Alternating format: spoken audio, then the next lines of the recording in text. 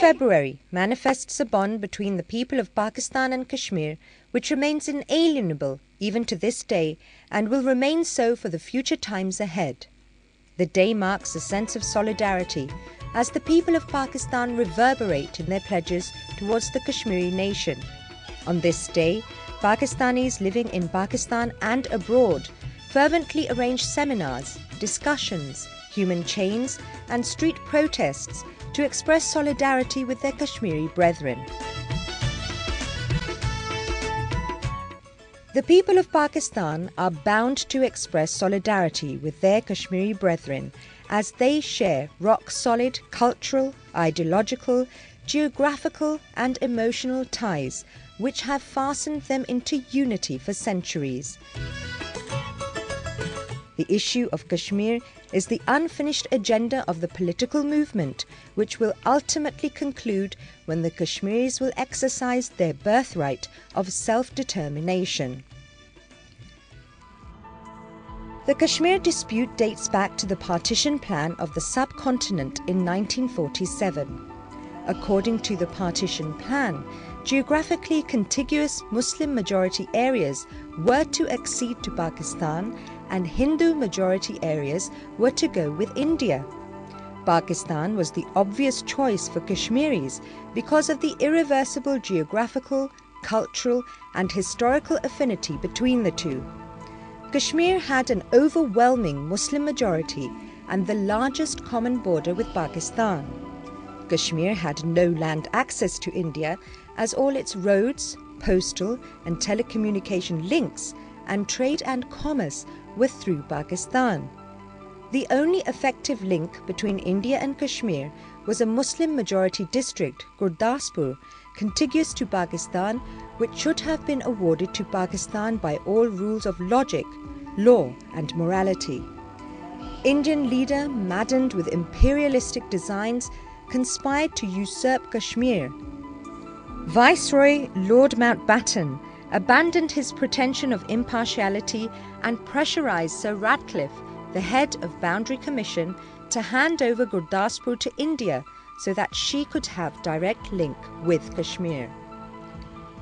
In accordance with the partition plan, the people of Kashmir announced their will to join Pakistan on July 1947 in an open session of their representative party, All Jammu and Kashmir Muslim Conference.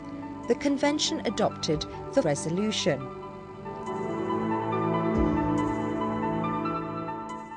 After carefully considering the position, this convention of Muslim Conference has arrived at the conclusion that accession of the state to Pakistan is absolutely necessary in view of geographical, economic, linguistic, cultural and religious considerations.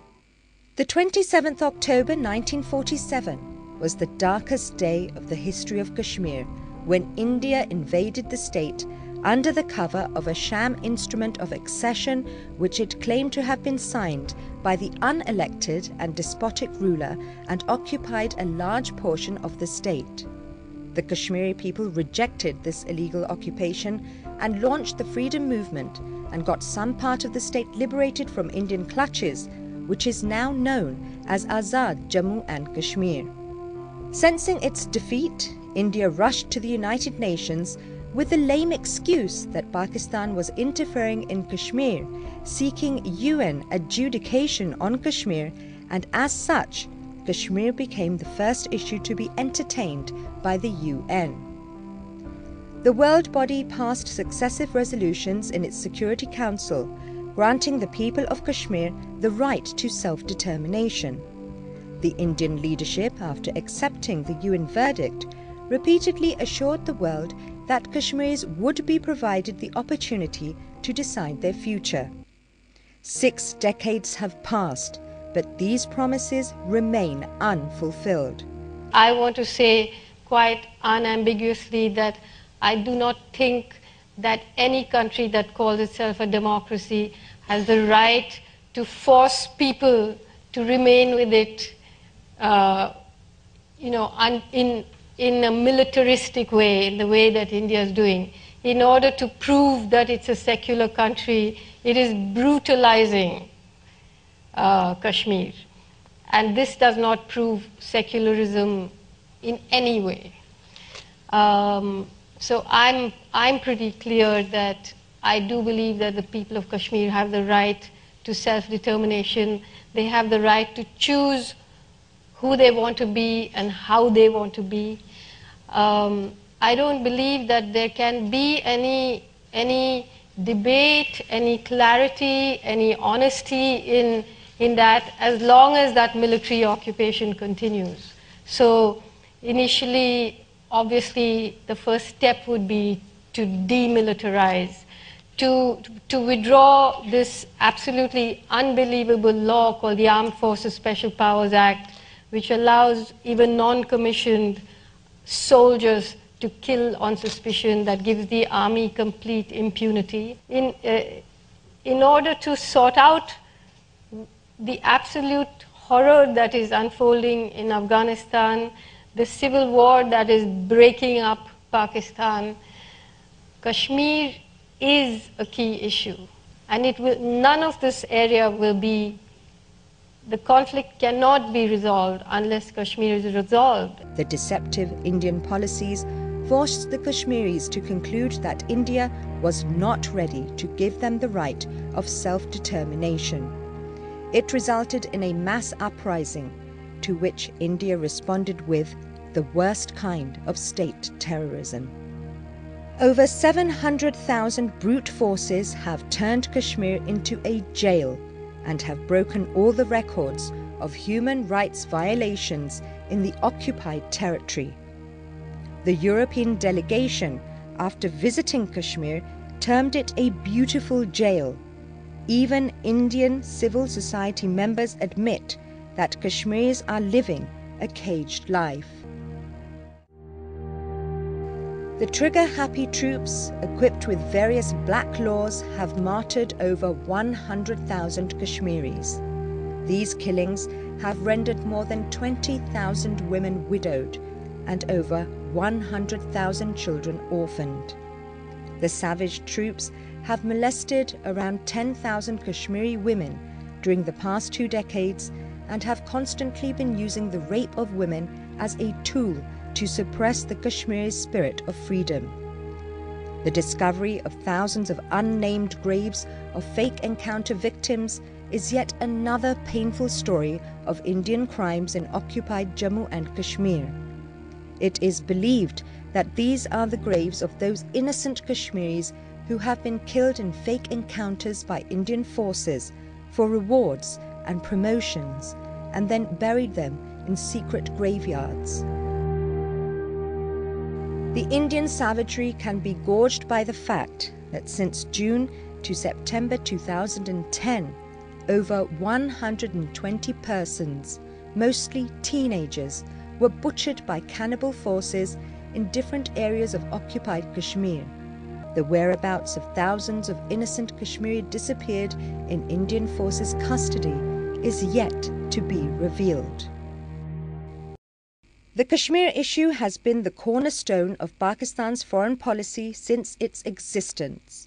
Pakistan has been persistently advocating for the settlement of Kashmir dispute in accordance with the wishes of the Kashmiri people and UN resolutions. At international conferences, bilateral discussions with India, and international forums, people of subcontinent have suffered a lot, particularly the people of Jammu and Kashmir, as they have been deprived of their basic human rights, including internationally promised inalienable, unfettered, and unconditional right to self-determination. Kashmiris around the world are clamoring for justice and sacrificing their lives for the legitimate and basic right of self-determination promised to them by international community through UN resolutions. Yet they are being subjected to, on a daily basis, mental and physical torture. It is therefore essential that a solution to more than 6 decades old problem is sought immediately. It is clear that without addressing Kashmir issue, no significant progress and prosperity can be achieved in the subcontinent. The doctrine of hegemony is no longer valid, therefore needs to be changed. Pakistan will continue its principled political and diplomatic support to the people of Kashmir for the inalienable right of self-determination as per resolution of the United Nations.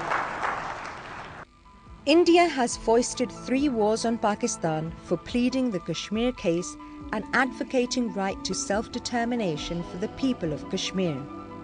The persistent security challenges posed by India aimed to harm Pakistan economically have also failed to deter Pakistan from supporting Kashmir's legitimate struggle and abandon its principled stand on Kashmir. Notwithstanding these odds, Pakistan's commitment remains unshakable. It is due to intense diplomatic efforts of Pakistan that echoes of Kashmir issue are heard around the world today. India has been desperately trying to create dissension between Pakistani and Kashmiri people through different intrigues, conspiracies, and malicious propaganda, but all its hopes were dashed due to unwavering commitment of Pakistan towards Kashmiri people. There is no denying the fact that the hearts of people of Pakistan throb with those of their Kashmiri brethren, be this either inflictions on Kashmiri people in the form of Indian state terrorism or due to natural calamities.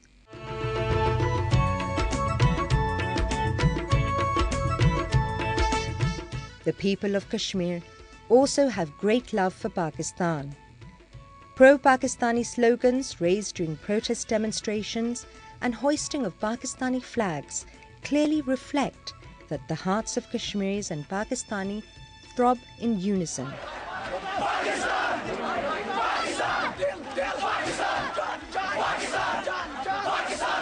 It is in this backdrop that the people of Pakistan observe 5th February as Kashmir Solidarity Day and express its unshakable and unflinching commitment with the just cause of the Kashmiri people. The tremendous support demonstrated by Pakistanis on this day reflects the intensity of their feelings and concern for the people of Kashmir. The day also serves as a reminder to the world community that it has certain moral obligations towards the resolution of the Kashmir dispute in line with Kashmiri's aspirations.